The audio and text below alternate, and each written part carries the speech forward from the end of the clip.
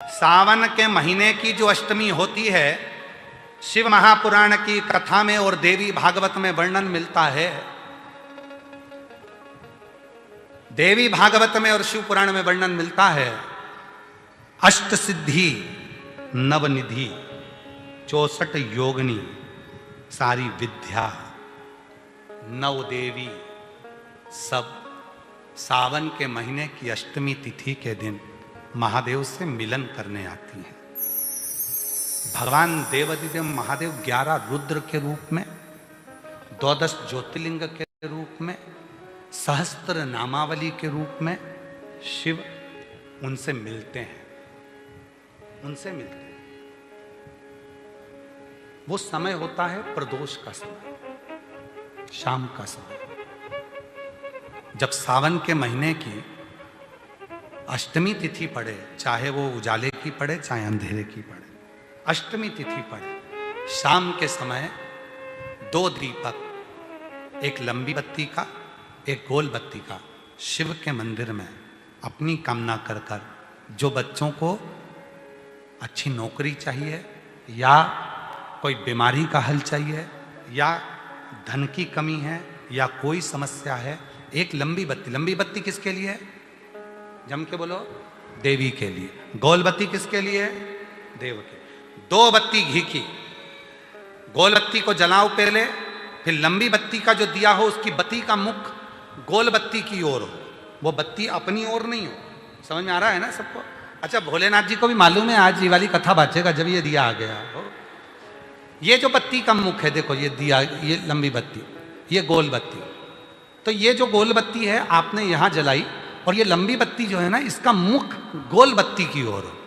64 योगिनियां, अष्ट सिद्धि, नवनिधि, 9 देवियां, सारी विद्या। शिव जी की जो गोल बत्ती है, शंकर क्या है? ज्योतिर्लिंग, ज्योतिर्स्वरूप। मां दुर्गा क्या है? ज्योति स्वरूपा।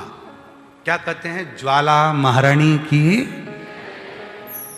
ये ज्योति के रूप में जब हम गोल बत्ती के सामने अष्टमी के दिन प्रदोष के समय पर लंबी बत्ती का दीपक, पहले गोल बत्ती का दिया जलाया, फिर ये लंबी बत्ती का मुख उधर की ओर कर कर दीपक को जब हम प्रज्वलित करते हैं और अपनी जो कामना दोनों दीपक के सम्मुख में करते हैं, वो कामना पूर्ण होकर ही रहती है। पर करना क्या है? दोनों अष्टमी पर, सावन के महीने में जो उजाले पक्ष की अष्टमी आएगी उस पर भी करना है और जो अंधेरे पक्ष की आएगी उस पर भी करना है। बड़ी सुंदर दीप बनाया है, जोरदार ताली बजाओ जिसने बनाया। उजाले पक्ष की भी अष्टमी लीजिए और अंधेरे पक्ष की भी अष्टमी लीजिए। कुछ नहीं करना, केवल प्रदोष काल में पहुंच जाओ बाबा देवादिदेव महादेव के मंदिर में। एक दीपक, दोनों दीपक साथ में रखो, एक दीपक गोल बत्ती का पहले जलाओ, लंबी बत्ती का दीपक का मुख गोल बत्ती की ओर करो, प्रज्वलित करो और बाबा को अपने मन का भाव कहो। बाबा को अपने मन का। बड़ा सुंदर महाराज, शमी के 5 पत्ते, बेलपत्री के 5 पत्ते, बेर के 5 पत्ते। क्या क्या चीज है जरा जम के बोलो? शमी के 5 पत्ते, बेर के 5 पत्ते और बेलपत्री के 5 पत्ते। महाराज, श्रावण महीने की दोनों अष्टमियों में से कोई भी अष्टमी, यह भी जरूरी नहीं है कि सोमवार की ही अष्टमी थी। श्रावण महीने की दोनों अष्टमियों में से कोई भी अष्टमी को बेर के पत्ते पर लाल चंदन, बेलपत्री के पत्ते पर पीला चंदन, शमी के पत्र पर केवल कोई चंदन लगाने की जरूरत नहीं, सादा केवल एकदम कुछ भी उसमें लगाकर नहीं, सिंपल। पहले लाल चंदन वाले पत्ते, फिर बेलपत्री के पत्ते, फिर शमी के पत्र शिवलिंग के ऊपर समर्पित कर कर उसको उठाकर वापस लाकर बेलपत्री के पेड़ के नीचे ही 1 लोटा जल समर्पित कर कर पहले पत्ते चढ़ा देंगे, फिर लोटा भर जल समर्पित कर देंगे। उसी चढ़े हुए पत्तों में से 5 बेलपत्र को लेकर अपने घर जावे और अवधूतेश्वर महादेव, कौन से महादेव? अवधूतेश्वर महादेव। ये अवधूतेश्वर महादेव कौन से हैं? आपको कथा में कई बार वर्णन करा गया है। शंकर भगवान को क्रोध आया, ब्रह्मा जी ने क्रोध को लिया, समुद्र में डाला। उस रूप को क्रोध का एक रूप था, क्योंकि जो मदिरा पान करने वाले होते हैं, व्यसन करने वाले होते हैं, गलत काम करने वाले होते हैं, इनको सुधार करे जाओ। जितना तुम समझाओगे ये उतना बबूला होंगे। तुम बच्चों से कहोगे गलत लड़के के साथ रह रहा मत रहे, तो और ज्यादा क्रोध करेगा, और चिड़चिड़ करेगा, और अपशब्द कहेगा। तो ये क्रोध को संयमित कर देगा। अवधूतेश्वर महादेव, अवधूतेश्वर महादेव का स्मरण कर 5 पत्तों को लेकर आइए। कुछ समय बाद जैसा जैसा समय की अनुकूलता मिले, आप किसी मदिरा का पान करने वाले या किसी व्यक्ति को वो पत्ते दोगे या प्रसाद के रूप में दो तो अच्छी बात है, नहीं तो उस पत्ते का थोड़ा थोड़ा भाग भी प्रतिदिन मात्र 21 दिन तक अगर थोड़ा थोड़ा भाग भी दे दिया जाए तो धीरे धीरे धीरे धीरे मदिरा पान, व्यसन, गलत आदतें छूटना प्रारंभ हो जाती है और वो शंकर की शरणागति ग्रहण करते हैं। महाराज शिव अर्चना, ये तो अभी अभी लोगों की थोड़ी सी सोच गलत हो गई। ये दुनिया के लोगों को ये तो मालूम नहीं है भगवान शंकर के लिए। हाँ, शंकर भगवान के पास में भांग रहती है, शंकर भगवान के पास में भांग रखी हुई होती है। शंकर भगवान का भांग का श्रृंगार होता है, क्योंकि उसको बूटी के रूप में, औषधि के रूप में लिया जाए। पर कोई कहे कि शंकर भगवान भांग का नशा करते हैं, तो ये संसार के लोगों को समझा देना कि शिव भांग का नशा, मेरा भोलेनाथ भांग का नशा नहीं। शिवलिंग पर, शंकर भगवान के शिवलिंग में 3 जगह ऐसी है जहां पर पुष्प या इत्र या बेलपत्र या सुगंधित पदार्थ भगवान शंकर को समर्पित करा जाता है तो रोग से निवारण होता जाता है। 3 स्थान समझेंगे। ये शिवलिंग जलाधारी अशोक सुंदरी का स्थान मध्य में, इधर गणेश का स्थान, इधर षडानंद कार्तिकेय का स्थान। 3 स्थान है जहां पर बन सके। अगर आपको लगता है कि मैं जांच कराने के लिए डॉक्टर के पास जा रही हूं और डॉक्टर ने बोला है कि कोई बड़ी बीमारी तुमको लगती है तो जांच कराने जाओ, डॉक्टर बोले जांच कराओ, जितनी रिपोर्ट होना आना चाहती आए, पर उससे पहले अगर 3 जगह पर इत्र समर्पित कर दिया जाए, इत्र हो या सुगंधित कोई पुष्प हो, इत्र या सुगंधित पुष्प, 3 स्थान पर अगर इत्र समर्पित किया जाए तो वो स्थान और इत्र समर्पित कर कर आप जाओ, फिर जांच कराओ, मना नहीं। पर वो 3 स्थान बताएगा। पहला स्थान अशोक सुंदरी और भगवान शंकर का जो शिवलिंग रखा है उसके बीच में जो अशोक सुंदरी और शंकर भगवान के शिवलिंग के बीच में एक जगह खाली पड़ी रहती है। अशोक सुंदरी का स्थान पूर्ण होगा, शिवलिंग होगा, उसके बीच में एक स्थान खाली होता है। उस स्थान पर अगर जिस समय पर भगवान शंकर के जिस अशोक सुंदरी और शिवलिंग के बीच में जो स्थान है वहां पर अगर इत्र लगाया जाए, दूसरे नंबर पर शिवलिंग के ऊपर से लेकर नीचे के मध्य भाग में, जहां मध्य भाग है ये शिवलिंग, ये नीचे का भाग, और मध्य भाग में अगर इत्र लगाया जाए, और तीसरा भगवान शंकर का जो जल नीचे की ओर गिरता है, जहां जो पट्टी रहती है पानी नीचे आने की, उस पट्टी पर अगर इत्र लगाया जाए, ये 3 स्थान इत्र लगाने के होते हैं। अगर वहां लगाया जाए तो कैसा भी रोग हो आपकी जांच अच्छी ही आएगी, बेकार नहीं आ सकती। आप कितने ही करा लें उसको। एक शंकर भगवान के शिवलिंग का 3 जगह पर इत्र या 3 जगह पर सुगंधित पुष्प लगाया जाए। अब जब आप लोग अभिषेक करने बैठते हैं या पूजन करने बैठते हैं या शंकर जी के मंदिर जाते होंगे, कौन कौन जाता है शिवालय? सभी लोग जाते हो? बोलो हर हर महादेव। शिवालय जाते हो तो शिवालय में जाकर जब आप इत्र चढ़ाते हो भगवान पर, यहाँ इत्र लगाया आपने, फिर यहाँ पर भी लगा देते हो, यहाँ पर भी लगा देते हो, यहाँ पर भी लगा देते हो, सब दूर इत्र लगा देते हो। जो समझदार होता है ना वो सभी दूर इत्र लगा देता है, और कई कई ऐसे रहते हैं जरा सा इत्र लिया और रुई में लेके एक जगह पर रख दिया, फूल में लेके एक जगह पर रख दिया, पर पूर्ण जगह पर इत्र लगा दो, बाबा के पूर्ण स्वरूप पर इत्र लगा दो। आपको नहीं मालूम अनायास, आपको नहीं मालूम कि 3 जगह कौन सी है, तो आप पूर्ण स्वरूप पर इत्र लगा दीजिए, पूर्ण स्वरूप पर। वेद मंत्र में त्र्यंबकेश्वर का बाबा का मंत्र,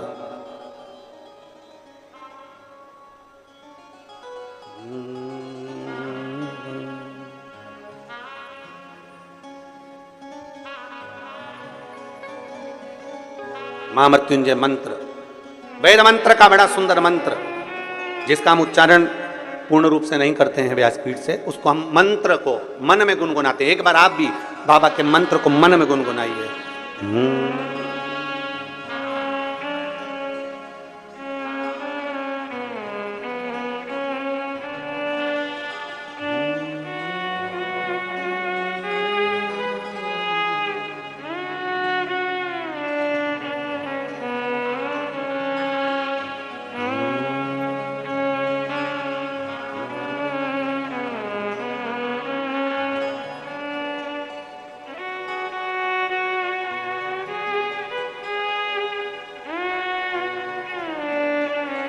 भगवान शिव का त्र्यंबक मंत्र का स्मरण करें, और नहीं कर सकते तो पंचाक्षर करें नमः शिवाय, नहीं कर सकते षडाक्षर करें ओम नमः शिवाय, नहीं कर सकते तो श्री शिवाय नमस्तुभ्यम का स्मरण करें। आपको नहीं ज्ञात 3 जगह का वर्णन,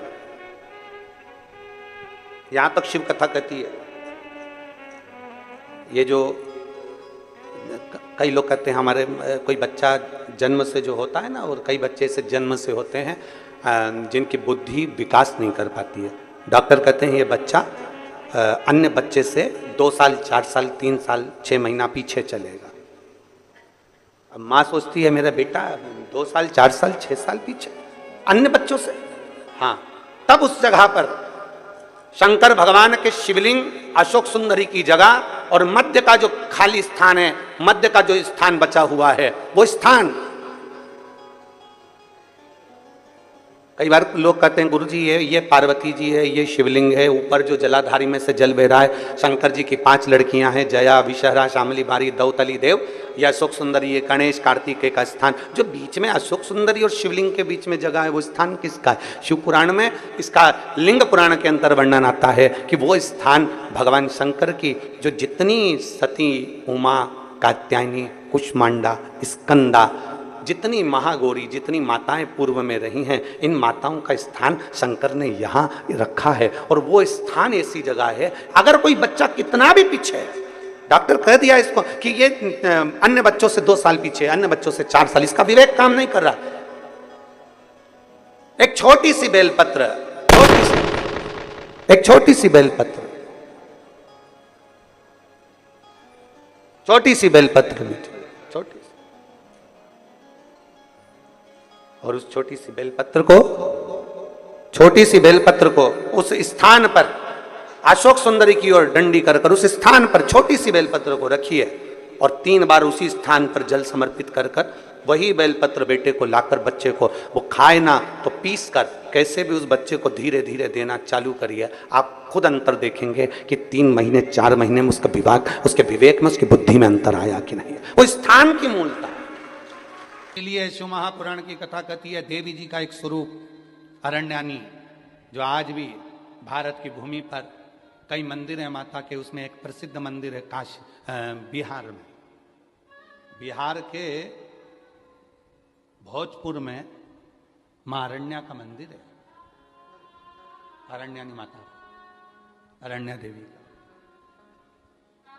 बिहार के भोजपुर में, जो 80 घाट पर बैठकर महाराज आसी नदी के तट पर जो माता देवी ने, माता ने जो तप साधना करी 80 में, वो तप साधना का कि ये सब दुखी क्यों है। और इसीलिए आज भी नियम है महाराज, आज भी नियम है, अगर बहुत दुखी मनुष्य होता है, बहुत तकलीफ में होता है, बहुत कष्टप्रद होता है,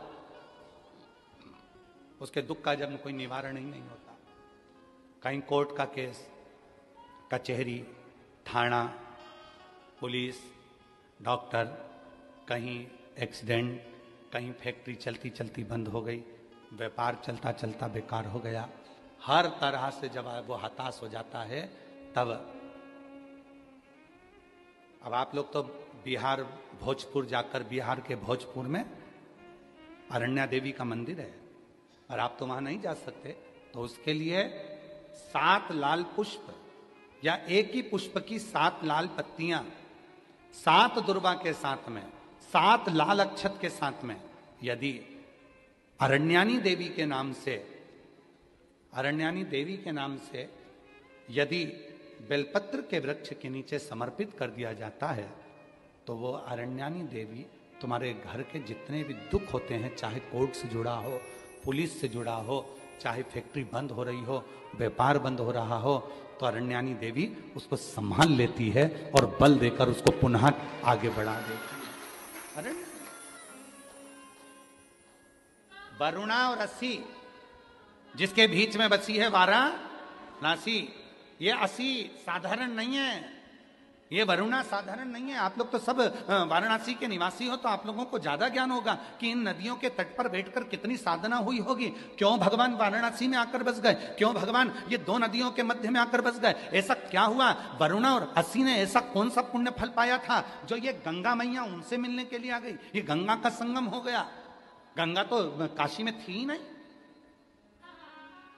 गंगा तो काशी में थी ही नहीं।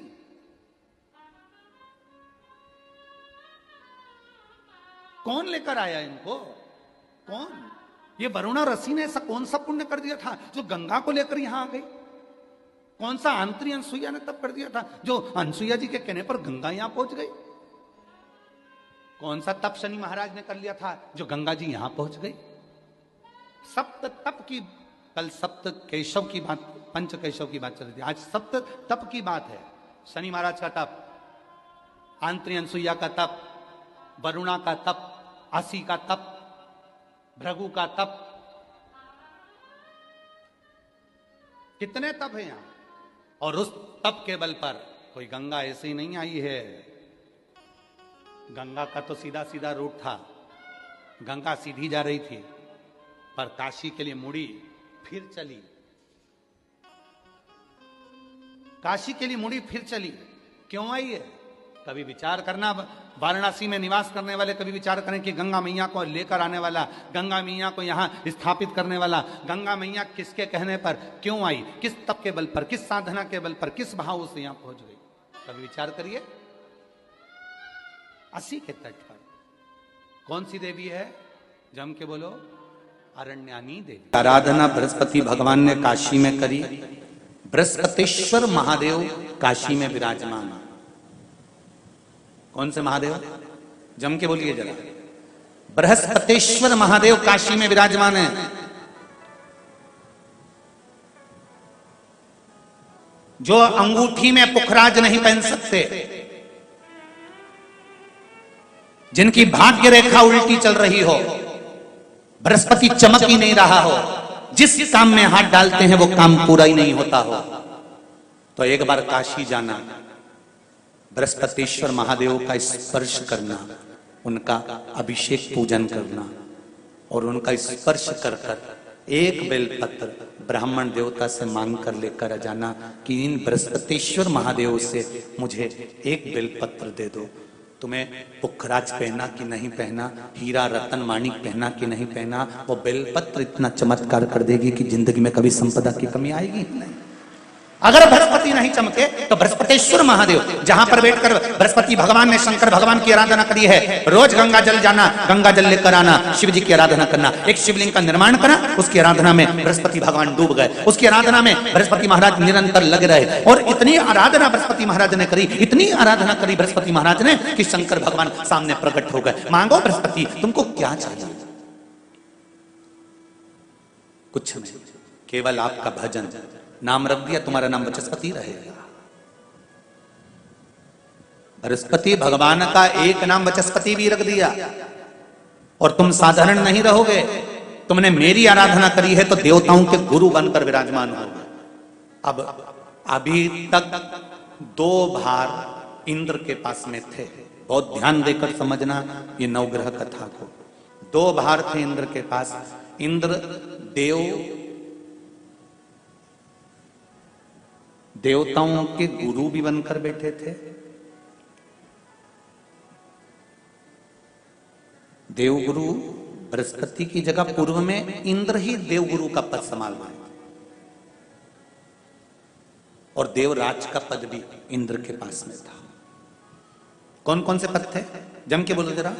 पहला पद देवराज इंद्र का, दूसरा पद देवगुरु, देवगुरु का पद भी इंद्र के पास में था और देवराज का पद भी इंद्र के पास में था। ये दो पद जब होता है साधारण भाषा में, आप ले लीजिए, किसी के पास में अध्यक्ष का पद भी है, किसी के पास में और कहीं का पद भी है, 2-3 पद उसके पास में विराजमान है, तो उसके पास में 2-3 पद अगर विराजमान है तो फिर उससे अगर एक पद ले लिया जाता है तो उसको अहंकार आ जाता है, उसको गुस्सा आ जाता है कि बताओ अभी तक तो मुझे पूछा जा रहा था, अब तुम तो पद पे भी जान दो। जैसे तुम किसी कुर्सी पर बैठे हो, कथा सुन रहे हो, और इतने में कोई रिश्तेदार बाहेती जी का आ गया और तुम बढ़िया आराम से बैठे थे, और बैठे बैठे इतने में बाहेती परिवार से कोई आया और उसने तुमको उठाया, प्लीज थोड़ा सा, और तुम्हें उठाकर दूसरी जगह बिठा दिया, और उन्होंने अपने वाले को कुर्सी पर बिठा दिया। अब बोलो, जो उठा,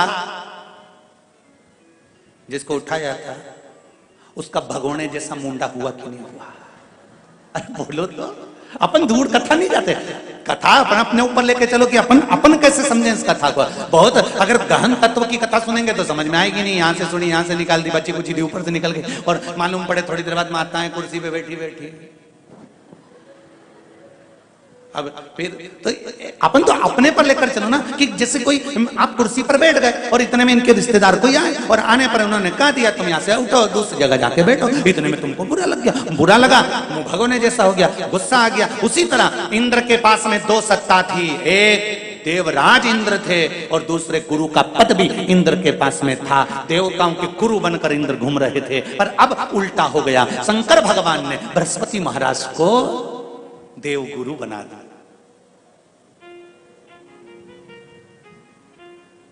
अब जैसे देवगुरु बनाया तो इनका इंद्रदेव का मुंह, अरे बोलो तो तुम, भगोड़ ऐसा हो गया, कुर्सी उतरी कि मुंह भगोड़ा।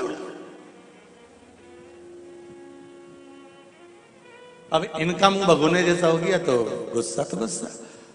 इतने में इंद्र ने, बृहस्पति महाराज देवगुरु बन गए, इंद्र सिंहासन पर बैठे थे, अप्सराओं का नृत्य देख रहे थे, वहीं से देवगुरु बृहस्पति का आगमन हुआ। बृहस्पति महाराज जैसे ही आए तो इंद्र तो सिंहासन पर बैठकर पूरा अप्सराओं का नृत्य देख रहे थे, उनको देवगुरु बृहस्पति से मतलब ही नहीं था।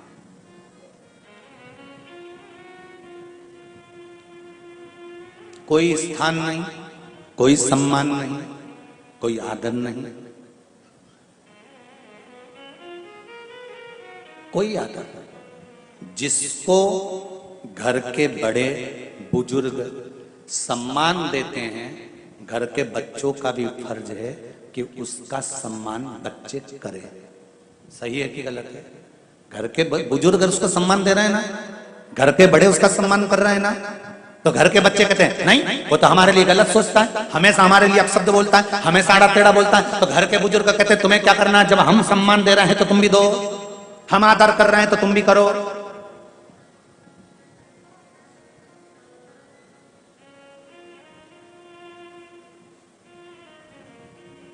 पर नहीं महाराज, आदर आप भी करो, सम्मान आप भी करो, पर वो आदर, वो सम्मान बहुत मुश्किल। अब जब बृहस्पति महाराज का सम्मान नहीं हुआ, बृहस्पति महाराज वहां से उठकर चले गए, बोले नहीं। जो समझदार होता है वो तुरंत कह देता है कोई बात नहीं, मैं चले जाता हूं, कोई मुख पर क्रोध नहीं, कोई चिड़चिड़ प्रवृत्ति नहीं, कोई अपशब्द नहीं। एक बात मैं आप सबको कहना चाहूंगा, किसी जगह पर यदि आपका अपमान हुआ है, बहुत ध्यान देना जरा, कथा थोड़ी भारी है पर समझ लोगे आप। किसी जगह पर यदि आपका अपमान हुआ है तो आप भगवान शंकर को धन्यवाद देना कि मैंने पूर्व में किसी का अपमान करा होगा तो मेरा हिसाब आपने इतनी जल्दी बराबर कर दिया है, इतनी जल्दी बराबर कर दिया। ये थोड़ा सा अपमान मेरा कराया, मेरा हिसाब बराबर हो गया। कोई गाली दे रहा है, देने दो, शंकर भगवान को धन्यवाद देना, बाबा बड़ी कृपा करी। मैंने पूर्व में इसको गालियां दी होंगी, अपशब्द कहा होगा, तो इसने मुझे पलट कर गाली दे दी, अपशब्द कह दिया। ये तेरी कृपा है, ये तेरी दया। और जब तक तेरी करुणा, तेरी कृपा, तेरी दया नहीं हो, तब तक कुछ हो ही नहीं सकता। तेरी कृपा।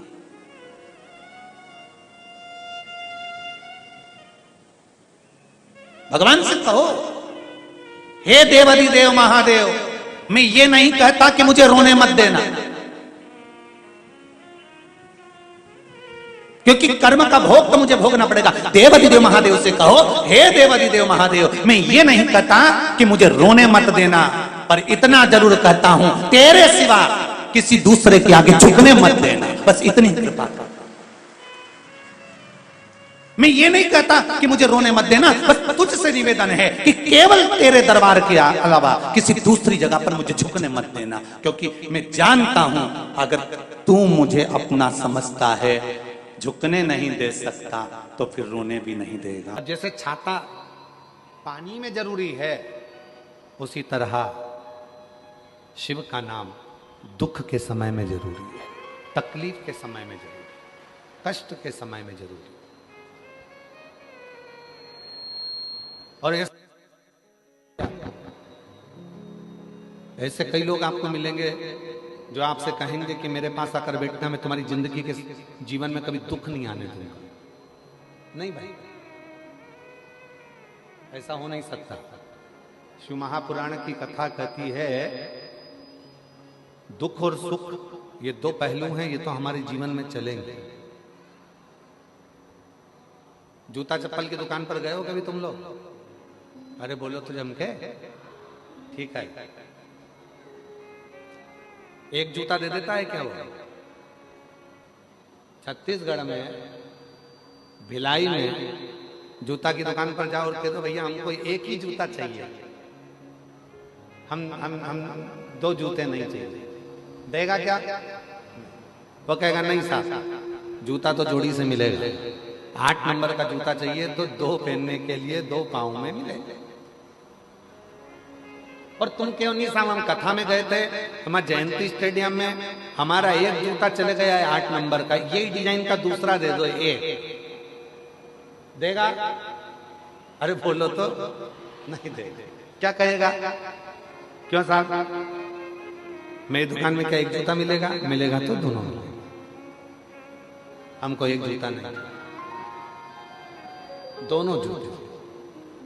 दुकान पर जाओ जूता की, तो जूता की दुकान पर जाओगे तो जोड़ी से जूता मिलता है। उसी तरह परमात्मा जब जन्म देता है तो सुख और दुख दोनों जोड़ी से देता है, हमारे जीवन को जीने के लिए वो जोड़ी से देता है। सुख भी देगा और दुख भी देगा। अब आपको सुख अगर मिल गया है, सुख की अनुभूति हो गई है कि मेरे गाड़ी भी है, बंगला भी है, जमीन भी है, जायदाद भी है, संपदा भी है, सब कुछ है, तो हो सकता है शरीर में थोड़ा कष्ट देगा, हो सकता है शरीर में कष्ट। ये दोनों जोड़ी से मिलते हैं। शंभु शंभु, दूसरे नंबर का पंडाल पीछे की आवाज। हो सकता है ये कि तुम सोचो कि मुझे केवल सुख ही मिलेगा, नहीं मिलेगा। दुख और सुख ये दोनों जोड़ी से प्राप्त हो।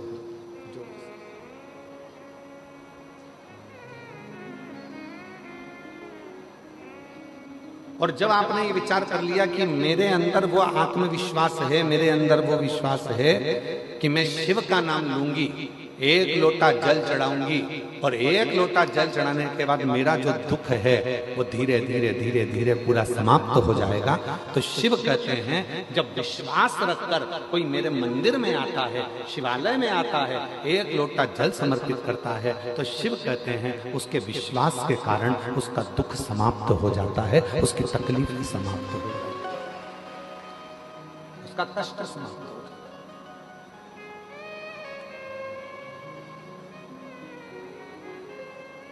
अब लोग क्या कहते हैं, सियोर वाले बाबा जी ने एक लोटा जल चढ़ाना बताया, बेलपति चढ़ाना बताई, सियोर वाले बाबा जी ने कहा कि नीला पुष्प चढ़ा देना, सियोर वाले बाबा जी ने कहा ये तुमने क्यों कब चढ़ाया? जब तुम्हारे अंदर विश्वास प्रबल हो गया, जब तुम्हारे अंदर भरोसा प्रबल हो गया, जब तुम्हारे अंदर दृढ़ता प्रबल हो गई, जब तुम्हारे अंदर शिव के प्रति प्रेम प्रबल हो गया, और ये विश्वास, ये दृढ़ता, ये भक्ति जब भीतर प्रबल हो जाती है, तब जाकर अपने जिंदगी के सारे दुख मिटना प्रारंभ हो जाते हैं और सुख आना प्रारंभ हो जाता है।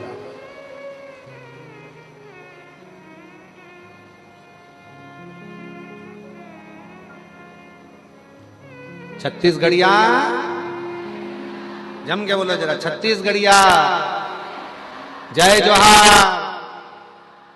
तो ये जीवन का सुख हमारे भीतर कब आएगा? जब हमारे अंदर आत्मविश्वास और विश्वास प्रबल हो जाए, जब हमारा भरोसा प्रबल हो जाए। और भरोसे को प्रबल कब करा जाएगा? जब आपके अंदर शिव महापुराण की कथा भीतर समाहित होती चली जाएगी, अपने भीतर भगवान शंकर की कथा समाहित होती चली जाएगी, और तुम्हारे अंदर ये भाव आ जाएगा कि अब मैं पूर्ण तरह से पक चुका हूं और मुझे मालूम है कि सारी समस्या का हल एक लोटा जल। ये मुझे मालूम है कि सारी समस्या मेरी मिटेगी। हर हर महादेव, श्री शिवाय नमस्तुभम। पूजनीय गुरु जी द्वारा बताए गए 20 अगस्त सावन की आखिरी अष्टमी है। रोग कष्ट मुक्त, परीक्षा नौकरी से उन्नति, धन संपदा से वृद्धि, सभी चीज़ों के बारे में बताया गया। रोग से मुक्ति, परीक्षा में नौकरी में उन्नति करना, प्रदोष काल की पूजन, ये सभी चीज़ों के बारे में बताएगा। आप अवश्य सुने और ये वीडियो देखें और ये उपाय करें। अगर ये वीडियो अच्छी लगे तो लाइक शेयर करना बिल्कुल ना भूलें और सब्सक्राइबर करना भी ना भूलें। हर हर महादेव।